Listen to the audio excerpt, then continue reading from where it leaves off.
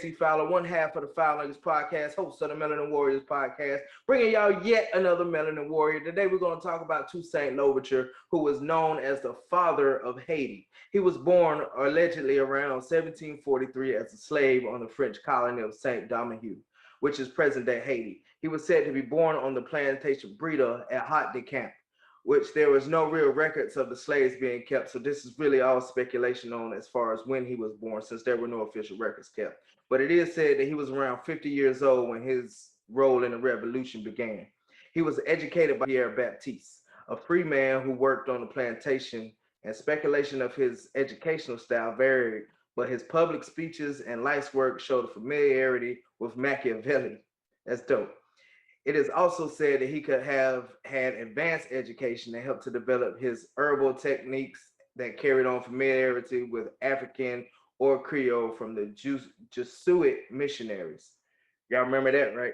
Yaski. Anyway, a lot of people believe Louverture was a slave until the revolution, but a certificate of marriage to Suzanne Simone Baptiste, the daughter of his godfather, was found in 1777. With documents stating he was free in 1776. As a free man, he accumulated wealth and property. Legal documents show he rented a small coffee plantation that was worked by a dozen of his own slaves. I know everybody what you're thinking right now. Oh, he had slaves. Yeah, I mean, that's just the way of the world. Let's just keep getting into this, and y'all will see what was going on with all that with the slaves and stuff. So it is said that by the time of the rebellion, he had a number of properties and slaves at Enery, which was what he called his plantation.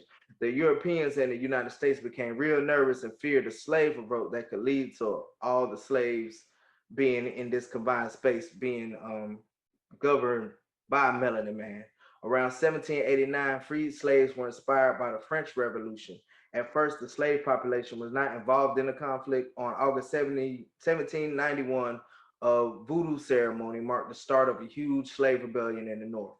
Louverture, however, did not get involved in the beginning of the revolt, but soon after he sent his family to safety and helped the overseers of his plantation leave the island also.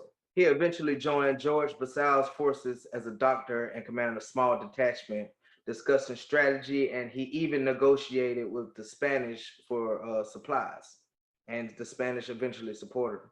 He also ran the fortified post of La Tanière and maintained a line of posts between rebel and colonial territories. He trained his men in guerrilla tactics as well as the European war tactics.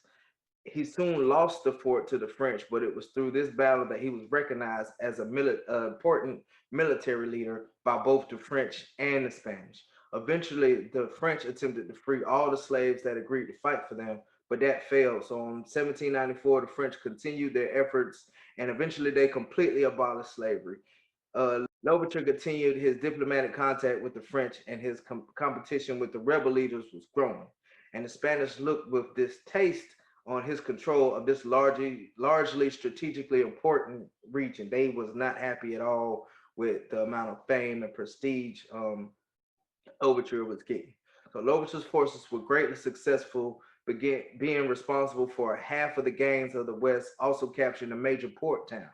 Tensions began to rise with the Spanish higher-ups when the general Louverture got along with changed to a general who was disliked by the Melanin auxiliaries. This continued with Louverture refused to round up enslaved women and children to sell to the Spanish. See, I told y'all, keep watching.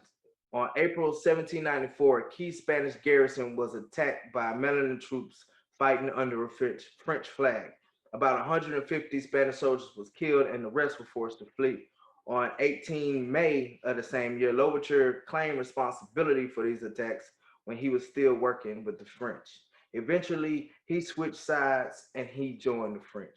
Now, this Melanin warrior was such a huge deal during this rebellion, he deserves a part 2. So check out the conclusion of Toussaint Louverture next week. And remember, either you're going to stand for something or fall for anything. This your boy, KC Fowler, one half of the Fowlerz podcast, host of the Melanin Warriorz podcast. Make sure you like, subscribe, share. Check me out on TikTok at melanin_lion, and we out.